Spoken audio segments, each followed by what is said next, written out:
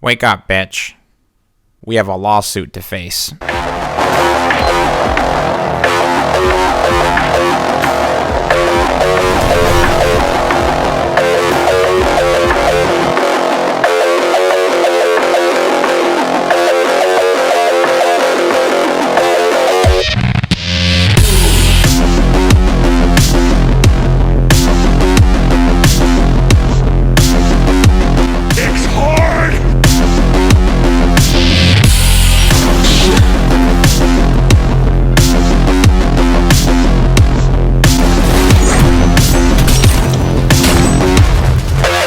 Glitches, lawsuits, and bugs. Cyberpunk 2077. Oh my, will this be a story that we will remember. Unlike everyone else, when I picked up Cyberpunk, I wasn't really anticipating this game too much.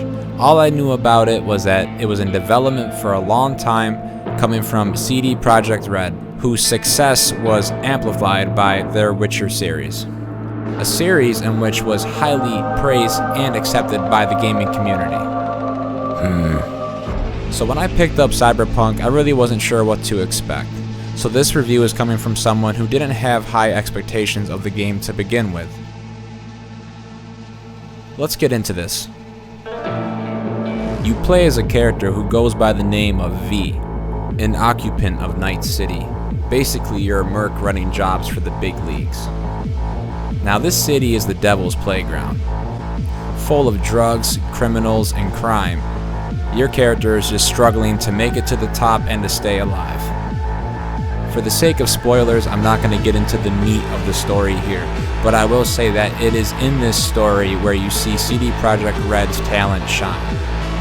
Just like the Witcher series, CD Projekt Red can write a good story, and what they have here is very good. That's basically the game, an open world in which the city is your sandbox. Taking on jobs, going from point A to point B to do it all over again. Getting most of these jobs through text and email. And yes, your phone is going to be ringing a lot. Nico, it's Roman! Let's go bowling! But it is through these phone calls that we get to meet the many great personalities of Night City. Arguably the best part of this game is the performance of the many characters that are in it. Some of which you will recognize, like Keanu Reeves. We could talk in circles, but who cares what we think? What would it change? My hat goes off to CD Projekt Red for creating these awesome interactions with these characters, moments which I think will stick with the player long after they're done playing the game. And let me know. Well, just please keep in touch. With all that being said, I won't lie, there are times where there's a little too much dialogue, it seems, and the pacing's a little bit slow. I hate having to walk behind people and slowly listen to them talk at times. You know, it's okay every now and then, but just it gets repetitive when they keep trying to do this over and over again. They also have this weird mini game, kind of like you're looking through a surveillance camera, and you're basically just gathering intel by scanning things. I wasn't really a fan of this portion. I think after you do it once, it loses its charm, and there's no need to do it again. But they repeat it a couple times. You look like a cut of fuckable meat, are you? So we can establish that this game has a good story. So what is there to do outside of that? Well, for fun activities, there's not much. Most of the activities around Night City are just side quests and side little missions. Take on bounties for the police. Take on missions for your contacts. The idea is to earn money and experience through these missions to level up your character and to become more powerful. That for me was the main appeal of this game, was just to level up my character, invest into these skill trees that will fit your playstyle, get buff, go back out and kill these enemies. Also a missed opportunity with the money here. I wish we could have bought some properties. I wish we could have maybe invested into some businesses that would return our income. Besides buying weapons and gear, there's not a lot of reason for you to have a big stack of cash. It's a real shame that they couldn't include some mini games, maybe like darts or pool or something, I don't know, but you got a whole city that you could play with, and there's not much to do outside of the side quests and activities that they provide. Now, aside from the skill trees where you invest your experience into, there's another menu where you can equip augmentations that will affect gameplay somewhat comparable to Deus Ex. This was pretty cool. You could put enhancers in your legs, so you could do a double jump or a super jump. Put blades in your arms for some mantis blades.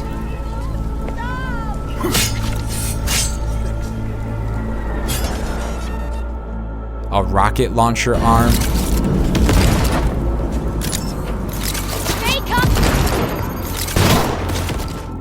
All of the guns felt really nice too. The recoil, the design, the reload animations. I couldn't help but get some of those Borderlands vibes as I killed enemies and picked up their guns and checked out what they were using, and I was pleasantly surprised to see a lot of guns have a lot of variety and different types and styles, and everything is good about them, honestly. I really like every single type of gun in this game. I had fun with the combat, even if the AI is admittedly pretty stupid and lackluster. It's unfortunate I had to go around killing all these baddies looking like this, though. You know, for a game where I'm a merc, one of the highest known mercenaries throughout Night City, you call this guy and he shows up looking like this? Oh yeah, zone, yo, macaron, yeah, macaron, no. Man, missed opportunity on no layered armor. What the hell is that? And one other thing. What the hell is up with these tanks? If there is combat, there is gonna be tanks.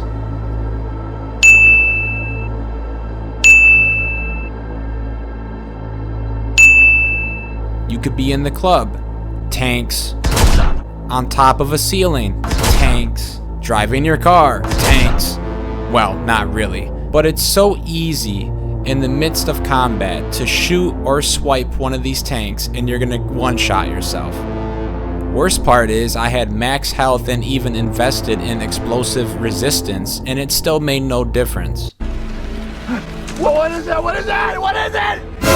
Oh, no, not the Tanks.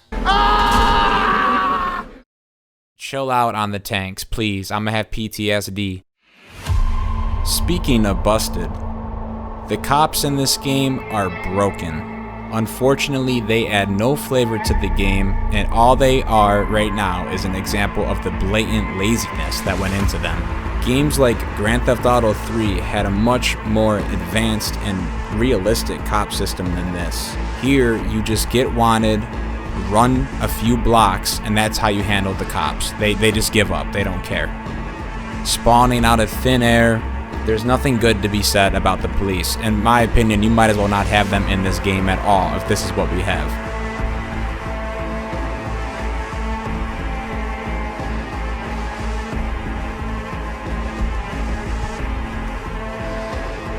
Believe it or not, the police actually aren't the worst part about this game. We all know this would not be a review without covering the fact that this game is buggy as hell.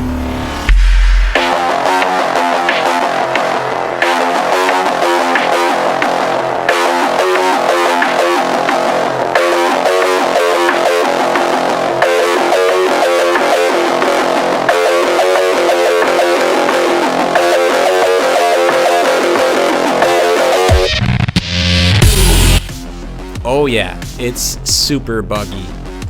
I don't know what happened, what went wrong.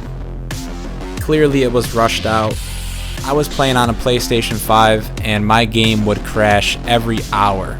Literally every hour to an hour and a half, I have a hard crash. We've never seen anything like this where a AAA game came out so unpolished that it was removed from the PlayStation Store, and now CD Projekt Red is actually facing a lawsuit. It's really unfortunate to see it in this state, because really what you have here is a good game plagued by bugs. With that, it's time this review comes to an end. Nearly 50 hours spent with Cyberpunk 2077, and just like a lot of people, I'm left with mixed feelings. This is not a bad game. This also is not a revolutionary game. What we really have here is indeed a solid experience. this is going to be the lowest score that I hope to ever give a good game because of the glitches and mainly not just the glitches, because of the hard crashes. I'm gonna give this a 6 out of 10. Now, if it was possible to ignore these shortcomings of CD Projekt Red, this game would be no lower than an 8, possibly even a 9 if they added all the content that they cut. Time will tell where this game can really go, but for now we have to rate it as it was on release, and unfortunately it's just not where it needs to be. I appreciate everyone who tuned in for this episode, but for now I gotta run. This is Genesis from Radio Limbo, signing out.